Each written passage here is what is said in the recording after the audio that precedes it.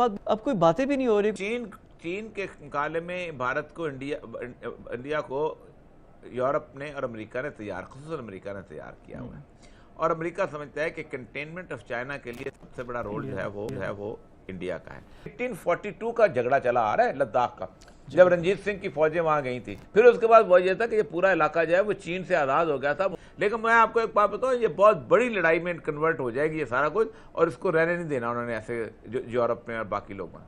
आपको अमेरिका की लॉबी से निकलना पड़ेगा अगर आपने जिंदा रहना है इस नक्शे के ऊपर। बहुत शुक्रिया आपका और ये मकबूल जान साहब। और ये साहब, टू बिगिन विद, कोरोना का मसला बेकाबू होता जा रहा है। आज भी जो फिगर्स आए हैं, रोज़ नया रिकॉर्ड बन रहा है। जो बेहतियाती हमने की जो ईद के दिनों में, जो उससे पहले जो हुई, अब उसका खुमियाजा हम भुगत रहे हैं। सर, ये कसूर किसका है? क्या सिर्फ अवाम को ब्लेम करना चाहिए या जिनकी जिम्मेदारी थी उनको भी ब्लेम करना चाहिए? नहीं, अवाम तो बिल्कुल इसमें ब्लेम मैं तो कतई अवाम को ब्लेम नहीं करूंगा। उसकी वजह है कि अवाम को जब आप एक ख़ास किस्म की कैफियत में बताएंगे कि आप थ्रेट बताएंगे कितना है और कितना खौफ है, तभी अवाम जो है वो संभलेंगे ना। अवाम तो बल्कि मजाक उड़ाती थी, कहाँ है कोरोना, किस जगह है कोरोना।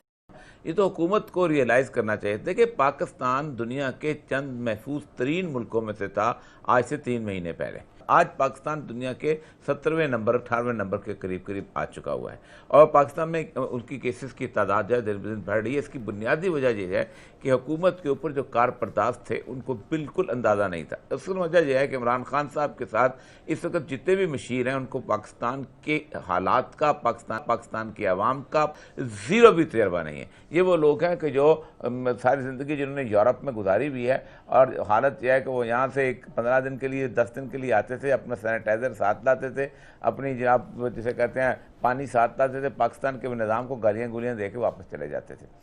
सूरत हाल इस वक्त ये है, आप अब तक इस बात में पड़े हुए हैं कि हम भूख से मर जाएंगे। जो मुल्क 3 करोड़ मेट्रिक टन जो है गंदम पैदा करता हो, जो मुल्क दुनिया में चौथे नंबर के ऊपर दूध की प्रोडक्शन हो, जिस मुल्क के अंदर करीबन 4-4.5 करोड़ गाय भैंसे हों, वो मुल्क तो साल एक तक तो खुराक में तस्वर नहीं करते थे उसके भूख आएगी।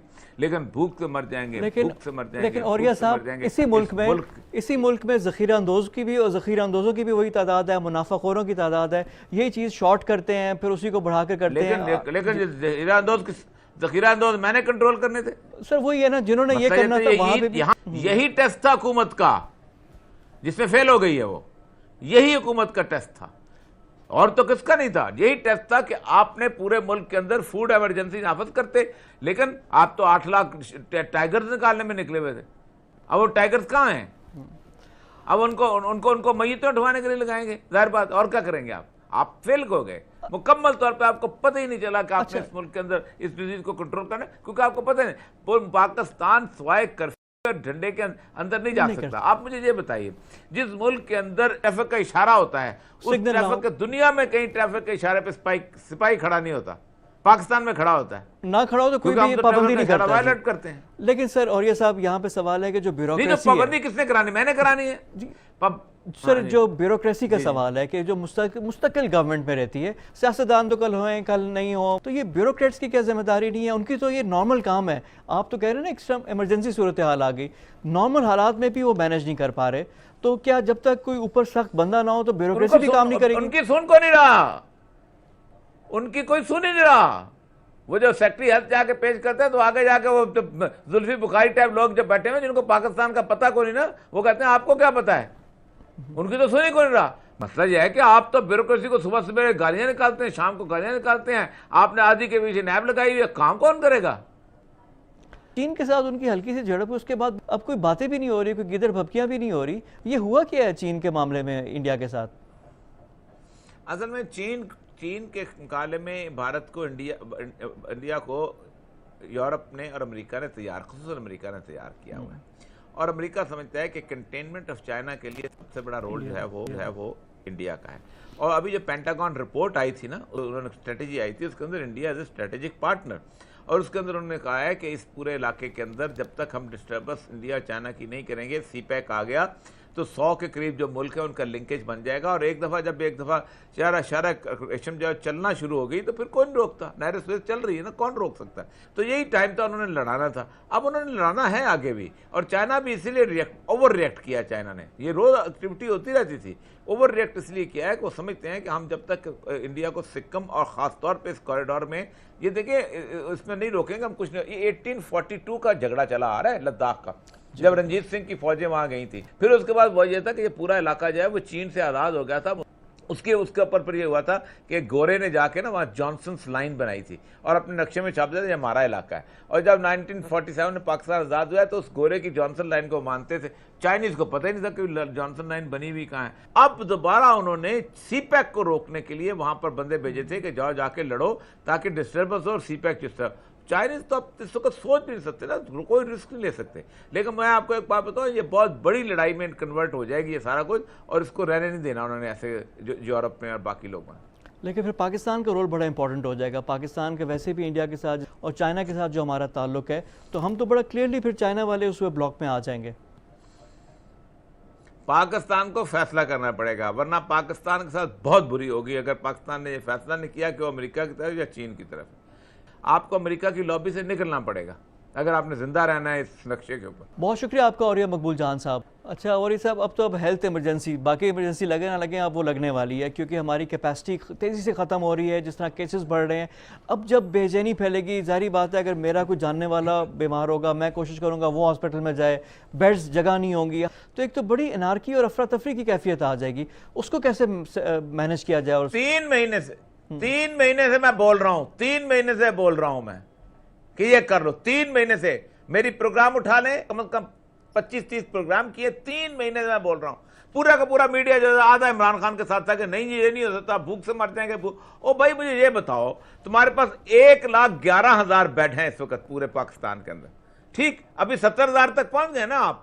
1,80,000 ڈاکٹر ہیں آپ کے پاس، 90,000 نرسیں ہیں.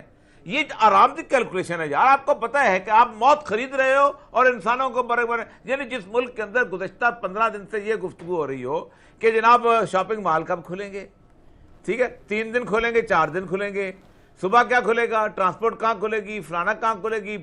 آپ مجھے یہ بتائیں کون سے شاپنگ مال والا بھوکا مر جاتا ہے؟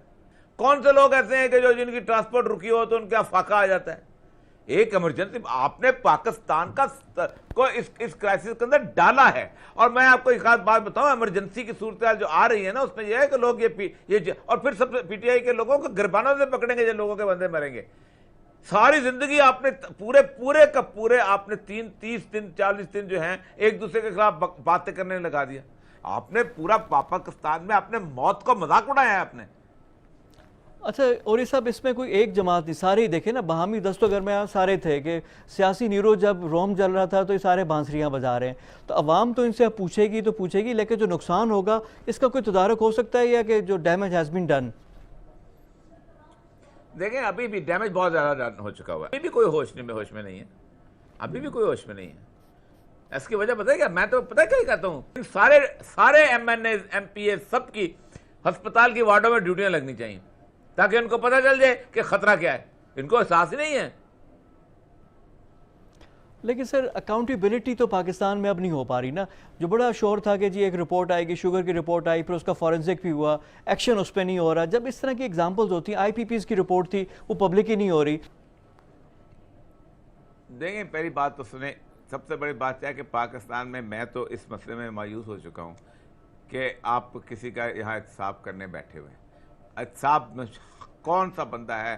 1958 کی تقریر اٹھائیں ایوب خان کی، جب اس نے مارشلہ لگایا تھا. اس تقریر کا آغاز اس میں ہو رہا تھا کہ اس ملک کے اندر اتنی زیادہ کرپشن اور بدجانتی ہو چکی ہوئی ہے کہ میں یہاں پر احتساب کرنے آیا ہوں. اس نے ایبڈو لگایا، اس نے کتنے کولوں کا حساب کیا. اس کے بعد وہ یحییٰ خان کو اقتدار سے لے کے چلا گیا. اس کے بعد ذوالفقار علی بھٹو صاحب آئے، انہوں نے 1400 لوگوں کو نکالا، بیوروکریٹس کو. کس کا حساب ہوا؟ کوجی صاحب نے نکال کے چلے گئے، اپنا انتقام لے لیا. کسی کو اس نے لائسنس نہیں دیا ہوا تھا ڈی سی نے، کسی کمشنر نے کسی کو ٹریکٹر نہیں دیا ہوا تھا سرکار کا. ایک رجسٹرار ہوتے تھے، انہوں نے کوثر نیازی کو لیکچرائی تھی، ان کا کوئی تعلق کرپشن میں نہیں تھا، ابنیا افضل صاحب، ان کو نکال دیا 1400 کے اندر. اس کے بعد جناب ضیاء الحق صاحب آئے، ضیاء الحق صاحب نے کتنا کیا. مشرف اسی نعرے پہ آیا. مشرف نے آ کے جو ایک بہت بڑا بنایا، نیب شیپ بنایا، کوئی نہیں. پاکستان کے اندر مذاق ہے احتساب جو ہے. آج جگہ رپورٹ آ گئی ہے نا, اس رپورٹ میں آنے کے بعد کیا ہوا ہے؟ سب سے پہلی بات یہ ہے کہ انہوں نے کہا جب ہم سبسڈی اور یہ اور وہ کہ جی تم نے چینی جو ہے نا وہ مہنگی بیچی ہے جتنے تمہاری لاگت آئی تھی. اب پاکستان نے مجھے کوئی قانون بتایا کہ اس کو اتھرائی لگائیں گے. زیادہ پیسے دے کے آپ نے جو چینی مال بیچنی ہے اس پہ قانون ہی کوئی نہیں آپ کا. مجھے اور آپ کو بیوقوف بنا رہے ہیں روز.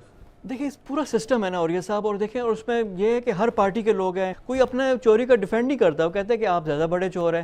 جب یہ سارے کے سارے یہ تو کہیں گے لیکن جو حکمران ہوتا ہے اس نے کرنا ہوتا ہے کام, اور پھر باتیں کرتے ہیں ٹائم کو نہیں. یہ شیر شاہ سوری اسی برصغیر پاکستان میں آیا تھا نا, 4 سال 9 مہینے کی حکومت ہے اس کی.